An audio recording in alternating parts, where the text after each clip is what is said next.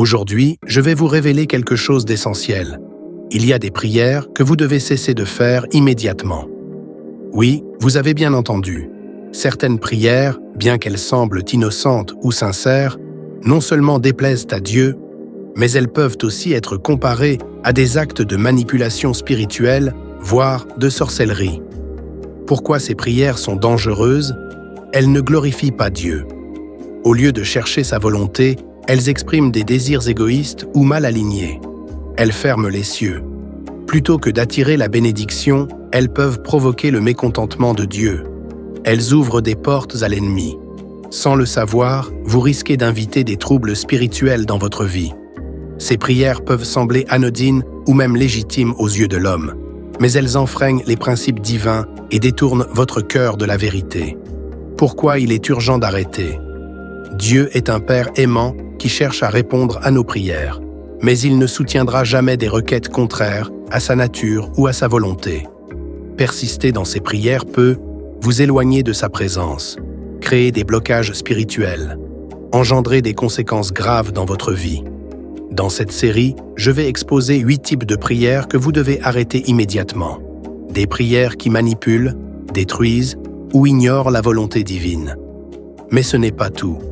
Nous allons aussi apprendre ensemble comment prier d'une manière qui touche le cœur de Dieu, qui libère des miracles et qui transforme nos vies. Restez avec moi jusqu'au bout. Vous serez surpris de découvrir certaines erreurs que nous faisons tous, souvent sans le savoir.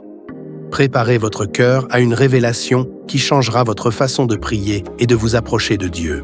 La première prière que vous devez absolument cesser de faire dès aujourd'hui, c'est celle adressée aux saints ou aux anges. La parole de Dieu est claire et sans ambiguïté sur ce sujet. Dans 1 Timothée 2,5, il est écrit « Car il y a un seul Dieu et aussi un seul médiateur entre Dieu et les hommes, Jésus-Christ homme. » Pourquoi cette pratique doit cesser? Dieu ne nous a jamais demandé de prier les saints ou les anges. Ces êtres, bien qu'importants dans l'histoire biblique, ne sont pas des intermédiaires entre nous et Dieu. Leur rôle est distinct, mais ils ne peuvent ni exaucer nos prières, ni servir de médiateur. Jésus-Christ est le seul médiateur. En priant les saints ou les anges, vous détournez votre foi de celui qui est mort et ressuscité pour ouvrir un chemin direct vers le Père. Ce que dit la Bible, une vérité incontournable. Dans Jean 14,6, Jésus lui-même déclare « Je suis le chemin, la vérité et la vie. Nul ne vient au Père que par moi. » Prier autrement, c'est ignorer cette vérité centrale du christianisme. De plus, Hébreux 7,25 ajoute « Il peut sauver parfaitement ceux qui s'approchent de Dieu par lui, étant toujours vivant pour intercéder en leur faveur. » Cela signifie que Jésus est en permanence à la droite de Dieu pour plaider notre cause. Pourquoi chercher d'autres intermédiaires quand le Fils de Dieu lui-même intercède pour nous? Lorsque nous prions Dieu au nom de Jésus, nous activons la puissance du Saint-Esprit qui agit en nous et pour nous. Une prière adressée directement au Père par le Fils est puissante. Elle brise les chaînes et ouvre les cieux. Efficace, elle est entendue immédiatement. En accord avec la volonté divine. Attention à ne pas tomber dans des traditions humaines. Certains peuvent penser qu'adresser leur prière à des saints ou à des anges leur donnera un accès privilégié à Dieu. Mais cela n'est pas basé sur la parole de Dieu. Ce sont des traditions humaines qui peuvent détourner notre foi. Alors aujourd'hui, recentrez vos prières sur Jésus-Christ, l'unique médiateur. Approchez-vous du Père avec assurance, sachant que votre prière, portée par le Saint-Esprit, atteint directement le trône de la grâce. La deuxième prière que vous devez arrêter immédiatement est celle des prières répétitives ou des formules vides de sens. Dans Matthieu 6,7, Jésus nous avertit avec fermeté « En priant, ne multipliez pas de vaines paroles comme les païens, qui s'imaginent qu'à force de paroles, ils seront exaucés. » Qu'est-ce qu'une prière répétitive ou formulée? Ce sont des prières récitées mécaniquement, sans réflexion ni sincérité, des phrases répétées inlassablement, comme si Dieu était une machine à exaucer. Ces pratiques ressemblent davantage à des rituels qu'à une réelle communion avec le Père. Pourquoi ces prières ne plaisent-elles pas à Dieu? Elles manquent de sincérité. Une prière répétée sans conviction ou intention devient une simple routine, dénuée de la profondeur et de l'authenticité que Dieu recherche. Elles reflètent un manque de foi. Répéter sans cesse les mêmes mots peut indiquer que nous doutons que Dieu nous écoute vraiment. Elles imitent les pratiques païennes. Les païens, à l'époque biblique, pensaient que multiplier les paroles ou utiliser des formules magiques les rapprochait de leur Dieu. Mais nous servons un Dieu vivant, qui regarde au cœur et non aux apparences. Ce que Dieu attend de nos prières, une relation vivante et sincère. Dieu est un Père aimant qui désire entendre nos cœurs, pas des récitations sans âme. Une foi authentique. Hébreux 11:6 nous rappelle, sans la foi, il est impossible de lui être agréable. Dieu veut des prières qui témoignent de notre confiance en lui. Un esprit dirigé par le Saint-Esprit. Dans Romains 8:26, il est écrit que l'Esprit intercède pour nous avec des soupirs inexprimables lorsque nous ne savons pas quoi dire. Cela montre que même une prière simple mais sincère est puissante. Une prière efficace n'a pas besoin d'être longue ou répétée. Souvenez-vous de la prière de Bartimée dans Marc 10:47. « Fils de David, Jésus, aie pitié de moi. » En une simple phrase, criée avec foi, il a attiré l'attention de Jésus et a reçu sa guérison. Pourquoi il est urgent d'arrêter? Ces prières répétitives n'apportent pas la puissance ou la présence de Dieu. Elles peuvent nous éloigner de l'intimité véritable avec le Seigneur. Elles risquent de nous enfermer dans une routine stérile qui étouffe notre vie spirituelle. Choisissez aujourd'hui de prier avec votre cœur, avec foi et dans la liberté de l'esprit. Abandonnez les formules et laissez vos prières être une véritable conversation avec Dieu. La troisième prière que vous devez immédiatement cesser de faire, c'est celle qui appelle le mal ou des malédictions sur les autres. La Bible nous enseigne dans Romains 12:14. « Bénissez ceux qui vous persécutent, bénissez et ne maudissez pas. » Pourquoi ce type de prière est-il dangereux? Elle va à la rencontre de la nature de Dieu. Dieu est un Dieu d'amour et de miséricorde qui désire le salut et la transformation des cœurs, même de ceux qui nous font du tort. Elle porte un jugement sur celui qui la prononce. En priant pour le mal des autres, nous nous positionnons comme des juges, oubliant que seul Dieu a cette autorité. Proverbe 26:27 nous avertit. « Celui qui creuse une fosse y tombera, et la pierre reviendra sur celui qui la roule. » Elle bloque nos propres bénédictions. Une prière empreinte de haine ou de vengeance éloigne la faveur de Dieu et ferme la porte à ses bénédictions. Ce que Dieu nous demande de faire à la place, Jésus lui-même, dans Matthieu 5:44, a déclaré « Aimez vos ennemis et priez pour ceux qui vous persécutent. » Cela peut sembler difficile, mais cette obéissance spirituelle libère une puissance incroyable. Elle brise les chaînes de l'amertume dans votre cœur. Elle ouvre la porte à la justice de Dieu, qui intervient de manière parfaite et juste. Elle peut même conduire vos ennemis à la repentance et à la transformation. Lorsque Jésus était sur la croix, face à ceux qui le crucifiaient, il a prié « Père, pardonne-leur, car ils ne savent pas ce qu'ils font. » Luc 23:34. Si notre Seigneur, dans la souffrance, a choisi de bénir et de pardonner, combien plus devrions-nous suivre son exemple? Prier pour le mal ou maudire, même dans un moment de colère ou de frustration, ouvre des portes au diable dans nos vies. Ces prières n'atteignent pas Dieu, mais elles alimentent les ténèbres. Proverbe 18:21 dit « La mort et la vie sont au pouvoir de la langue. » Vos paroles ont un impact spirituel réel.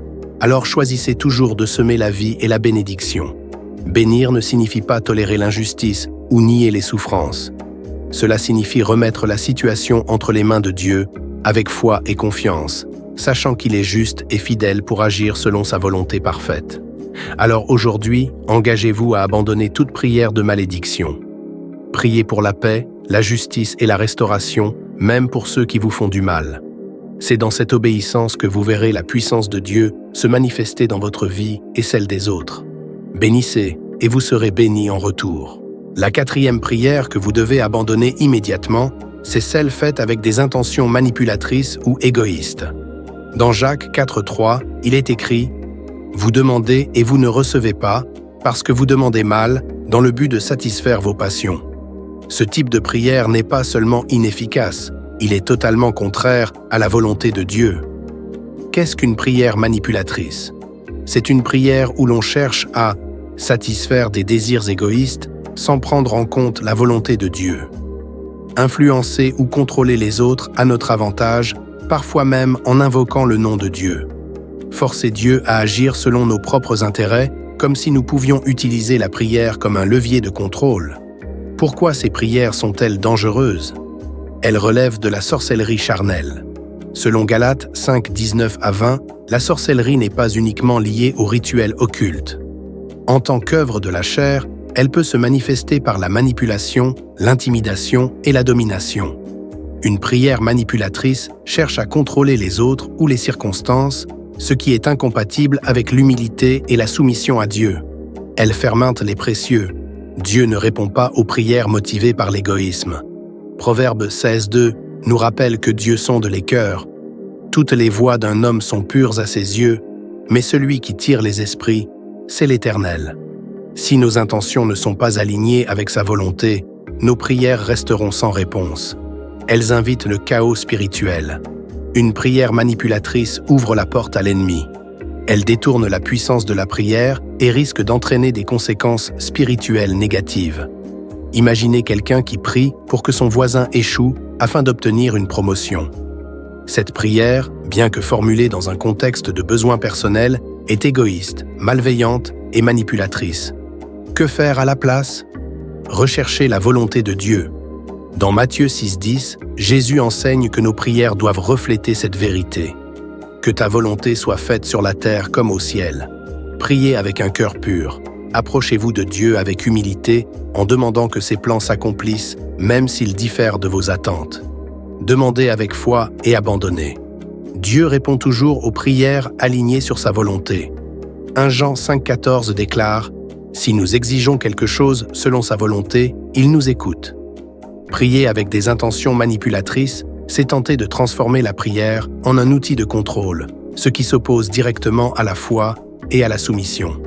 Dieu ne répond pas à ce genre de prière, car elle va à la rencontre de sa nature juste et aimante. Alors, priez avec un cœur sincère et désintéressé. Confiez vos désirs à Dieu en lui laissant le soin de choisir ce qui est le meilleur pour vous et pour ceux qui vous entourent. Une prière humble et authentique ouvre les précieux et libère la puissance de Dieu dans votre vie. La 5e prière que vous devez cesser immédiatement est d'invoquer des esprits ou d'utiliser des pratiques occultes. Deutéronome 18, 10 à 12 nous met en garde de manière claire et sans équivoque. Qu'il ne se trouve chez toi personne qui exerce le métier de devin, d'astrologue, d'augure, de magicien, d'enchanteur, personne qui consulte ceux qui évoquent en les esprits ou qui prédit l'avenir par des sortilèges, personne qui interroge les morts. Pourquoi cette prière est-elle dangereuse? Elle ouvre la porte aux ténèbres. Lorsqu'on invoque des esprits, que ce soit par des pratiques occultes comme la magie, la sorcellerie ou même la voyance, on invite des forces démoniaques dans sa vie. Ces pratiques ne proviennent pas de Dieu, mais du royaume des ténèbres, et elles nous éloignent de la lumière divine. Elles constituent une forme d'idolâtrie spirituelle. Rechercher la guidance dans l'occultisme ou consulter des esprits revient à adorer autre chose que Dieu. Ésaïe 8,19 avertit « Quand on vous dira « Consultez les évocateurs d'esprits et les devins qui murmurent et qui chuchotent », répondez « Un peuple ne consultera-t-il pas son Dieu ?» Dieu seul détient la véritable sagesse et la direction pour nos vies. Elle détourne notre attention de Dieu. En cherchant des réponses dans les pratiques occultes, on met notre foi et notre confiance en des moyens qui ne sont ni sûrs ni durables. Dieu nous appelle à le rechercher lui seul, et non à courir après des faux secours. Comme quelques pratiques occultes nous avons la voyance et l'astrologie. Ces pratiques prétendent prédire l'avenir ou donner des réponses à nos questions, mais elles ne sont que des illusions, souvent alimentées par des esprits trompeurs. L'évocation des morts, interroger les défunts ou utiliser des rituels pour communiquer avec les esprits des morts est une forme d'infidélité à Dieu et une porte ouverte à des influences spirituelles négatives. La magie et les enchantements. Ces pratiques reposent sur des pouvoirs qui ne viennent pas de Dieu, mais qui sont souvent liés à la manipulation spirituelle, ce qui peut entraîner des conséquences terribles dans la vie d'une personne. Ce que Dieu nous appelle à faire à la place, rechercher Dieu seul. Jérémie 33,3 nous invite. Invoque-moi et je te répondrai. Je te ferai connaître de grandes choses, des choses cachées que tu ne connais pas. Dieu nous offre une relation directe avec lui, sans passer par des pratiques occultes. Mettre notre foi en Dieu et non dans des rituels. Dieu est la source de toute sagesse et il désire que nous venions à lui avec un cœur pur.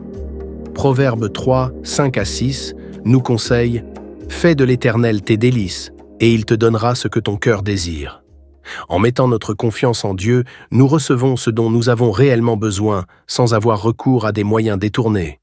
Se détourner de l'occultisme et rechercher la vérité. Dieu nous appelle à fuir les ténèbres et à marcher dans la lumière de sa vérité. Dans 1 Jean 1,5, il est écrit « Dieu est lumière, et il n'y a point en lui de ténèbres. » Les conséquences spirituelles des pratiques occultes sont nombreuses, esclavage spirituel. L'invocation des esprits et l'usage de la sorcellerie nous placent sous l'influence des forces des ténèbres. Ces pratiques peuvent entraîner des chaînes spirituelles et un manque de liberté véritable en Christ. Isolement spirituel. Se tourner vers l'occultisme peut nous éloigner de Dieu et de la communauté chrétienne, car ces pratiques se font souvent en secret et dans des lieux sombres. Perturbations dans la vie personnelle. Ces pratiques ouvrent des portes à des malédictions et à des conséquences négatives dans notre vie, car elles sont en opposition avec les plans parfaits de Dieu pour nous. Aujourd'hui, abandonnez les pratiques occultes et tournez-vous vers Dieu. Recherchez-le dans la prière, dans la lecture de sa parole et dans une relation personnelle avec lui. Lui seul est capable de vous donner la paix, la guidance et la bénédiction que vous cherchez. Ne vous laissez pas séduire par les fausses lumières des ténèbres, mais marchez dans la lumière de Dieu, car c'est là que se trouve la vraie liberté. La 6e prière que vous devez absolument cesser de faire, c'est de chercher des signes ou des présages, et de commencer à faire pleinement confiance à la parole de Dieu. Dans Matthieu 12, 39, Jésus nous avertit sévèrement. Une génération méchante et adultère demande un miracle. Cela révèle une vérité profonde. Rechercher constamment des signes surnaturels ou des présages en dehors de la parole de Dieu est un signe d'infidélité et d'instabilité spirituelle. Pourquoi chercher des signes est-il problématique? Cela démontre un manque de foi solide dans la parole de Dieu. Dieu nous a donné sa parole comme guide absolu et souverain. Elle est suffisante pour toutes les situations de la vie. Quand nous cherchons des signes extérieurs, nous montrons que nous doutons de la suffisance de sa parole pour nous guider et nous bénir. Cela reflète une foi conditionnée et non une foi pure. Lorsque nous cherchons des miracles ou des signes pour confirmer notre foi, nous faisons dépendre notre relation avec Dieu de ce qui est visible ou tangible, plutôt que de la confiance en ce qu'il a déjà dit. 2 Corinthiens 5,7 nous rappelle « Car nous marchons par la foi et non par la vue ». La foi véritable se base sur ce que Dieu dit, même lorsque les circonstances ou les preuves visibles semblent absentes. Cela peut entraîner des déceptions spirituelles. Si nous ne voyons pas immédiatement des signes ou des présages, nous risquons de perdre patience et de nous décourager dans notre marche avec Dieu. La véritable foi n'est pas conditionnée par des manifestations spectaculaires, mais par une confiance totale en ce que Dieu a déjà révélé dans sa parole. Les dangers de rechercher constamment des signes sont bels et bien réels.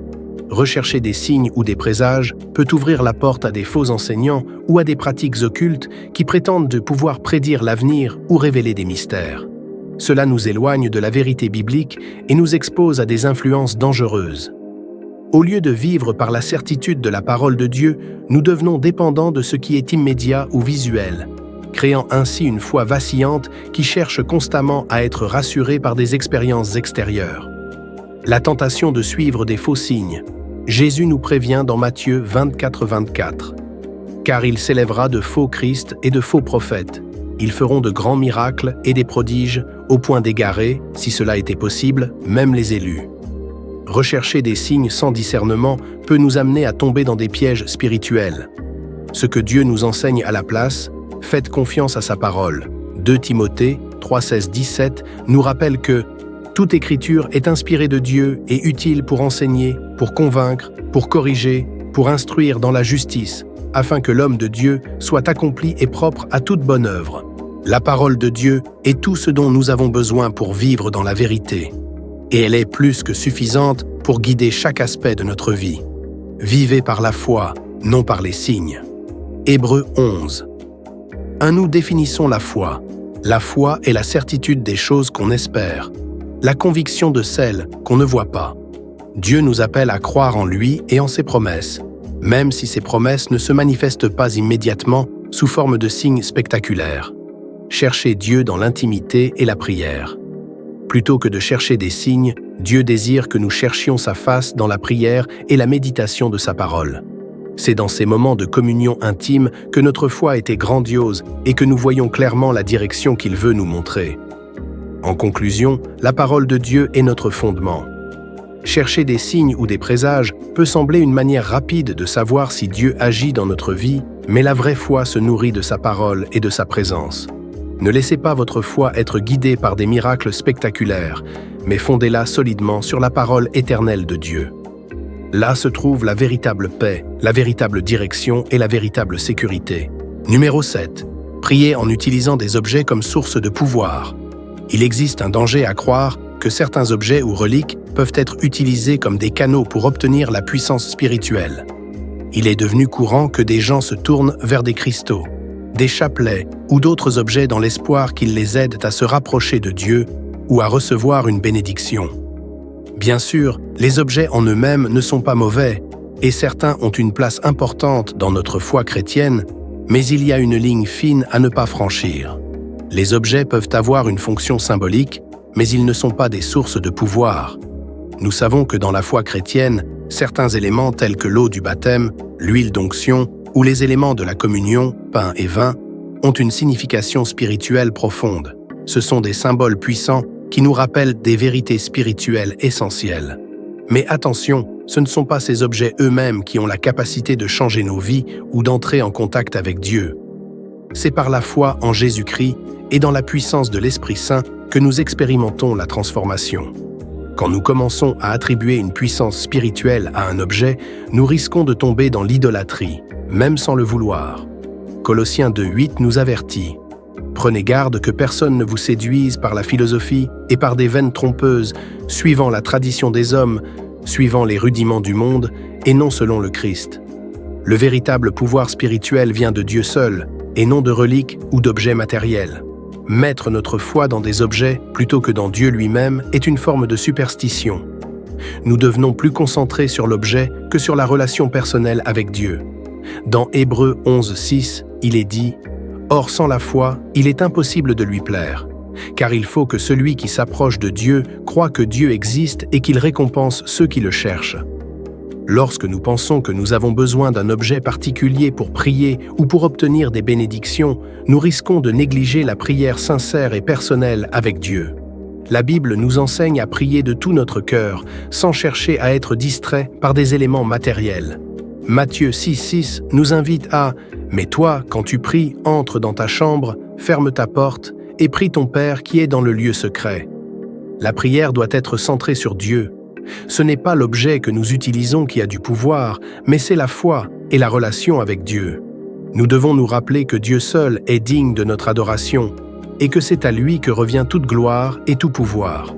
Luc 11:9-10, nous encourageons à prier avec foi. « Je vous dis donc, demandez, et il vous sera donné. Cherchez, et vous trouverez. Frappez, et il vous sera ouvert. » La prière authentique vient du cœur.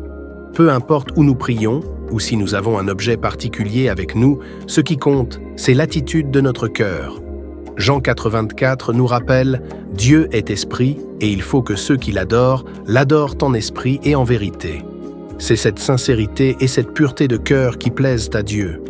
Il n'est pas nécessaire d'avoir des objets spéciaux pour prier efficacement. Ce qui est essentiel, c'est de prier dans le nom de Jésus et dans la puissance de l'Esprit Saint.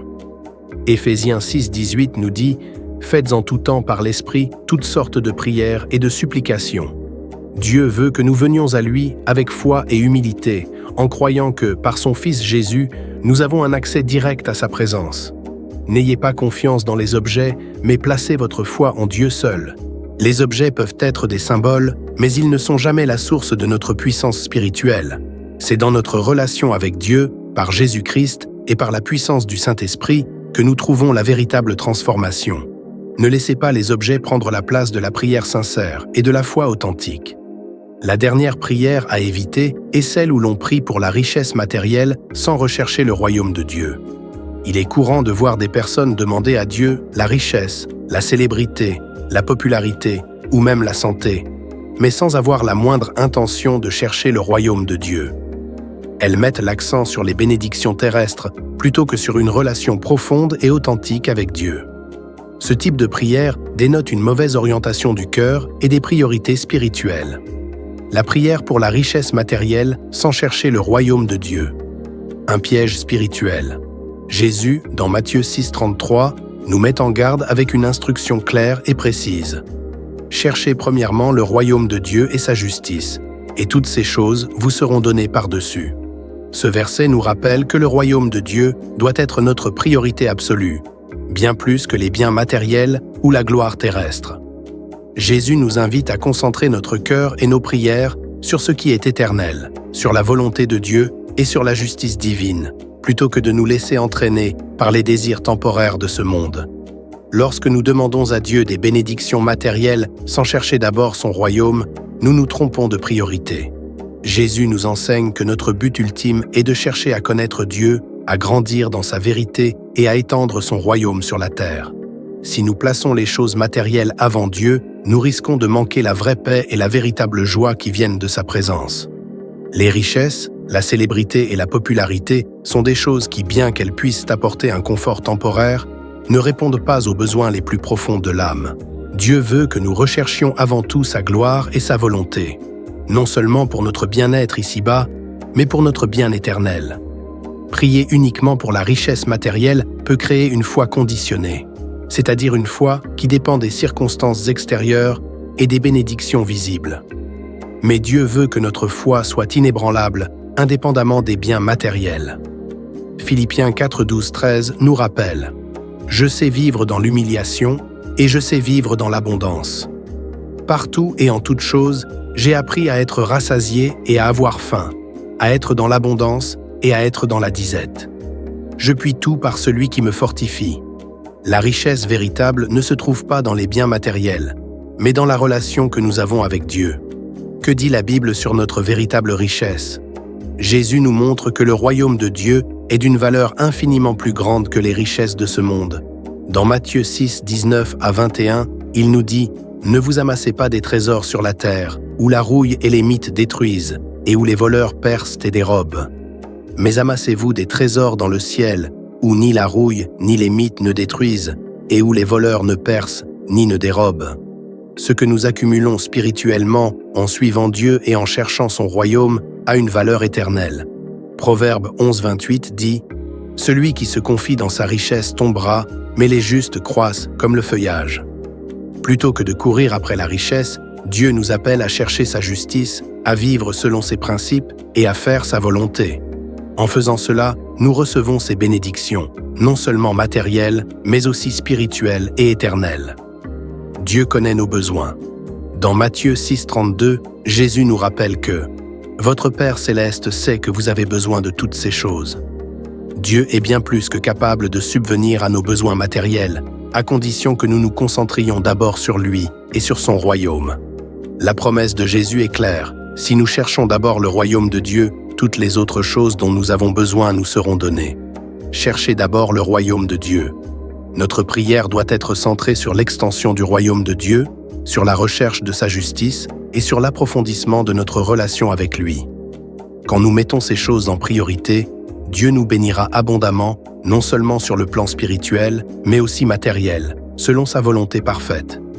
Cherchez d'abord son royaume et sa justice, et toutes les bénédictions suivront. Laissez-moi vous poser une question importante. Votre prière ressemble-t-elle davantage à « donne-moi » ou à « fais de moi » ? Si vous êtes honnête, vous allez réaliser que beaucoup de nos prières se concentrent sur ce que nous voulons recevoir plutôt que sur ce que Dieu veut faire de nous. Mais imaginez si nous prions davantage en disant « fais-moi » plutôt que « donne-moi ». Écrivez cela dans les commentaires. Que vos prières soient plus sur « fais-moi » que sur « donne-moi ». Je ne dis pas qu'il est mal de prier pour ce dont vous avez besoin, bien sûr, ces prières ont aussi leur place. Mais ce qui compte vraiment, c'est de prier pour devenir l'homme ou la femme que Dieu veut façonner en vous, plus que de simplement recevoir des bénédictions. Priez pour être transformé et voyez comment Dieu vous bénira au-delà de ce que vous pouvez imaginer. Dieu attend des prières qui viennent du fond du cœur, des prières comme « Seigneur, fais de moi un véritable serviteur selon ton cœur ». Ce genre de prière va au-delà des besoins personnels pour toucher le désir profond d'être transformés et utilisés par Dieu pour sa gloire. Mais ce n'est pas tout. Une autre prière qui plaît énormément à Dieu est « Seigneur, change-moi, purifie-moi, transforme-moi, lave-moi de tout ce qui ne te ressemble pas. » Imaginez un instant, au lieu de simplement demander ce que vous voulez, vous invitez Dieu à renouveler votre esprit, à vous débarrasser de vos imperfections et à vous conformer à son image. Cette prière est comme un cri d'humilité et d'abandon, demandant à Dieu de nous façonner à sa volonté, de nous purifier de toute souillure et de nous rendre plus aptes à accomplir sa mission sur terre. Aujourd'hui, je vous invite à réfléchir sérieusement et à prendre une décision importante. Arrêtons de prier certains types de prières qui non seulement ne correspondent pas à la volonté de Dieu, mais qui peuvent même nous éloigner de sa bénédiction. A-t-on trouvé cela utile? Prenons un instant pour nous connecter ensemble dans la prière. Je vous invite à participer pleinement. Si vous êtes prêt à prier avec moi, déposez un emoji de prière dans les commentaires pendant que nous nous unissons en prière. C'est le moment de laisser nos cœurs se tourner vers Dieu, d'aligner nos prières avec sa volonté et de chercher sa guidance. Ensemble, prions pour une transformation profonde et un renouvellement spirituel. Seigneur, nous venons devant toi avec un cœur reconnaissant. Merci pour ce jour. Merci pour ta grâce infinie et ta miséricorde qui nous accompagnent à chaque instant. Merci d'être toujours là, présent dans nos vies. Aujourd'hui, nous avons défini grâce pour ta parole qui non seulement nous enseigne à prier, mais nous guide aussi dans ce que nous devons éviter. Seigneur, nous reconnaissons nos erreurs, nous nous repentons de tout ce qui ne t'a pas honoré dans nos prières. Si nous avons prié avec des intentions manipulatrices ou égoïstes, cherchant des gains personnels sans chercher d'abord ton royaume, nous nous repentons. Si nous avons prié pour nuire ou maudire d'autres, ou si nous avons cherché à utiliser des objets de sorcellerie, des mantras ou des pratiques occultes pour renforcer notre prière, nous renonçons à cela aujourd'hui, au nom de Jésus. Seigneur, nous nous repentons de notre confiance excessive dans les techniques de prière, les formules, ou même la répétition mécanique des mots.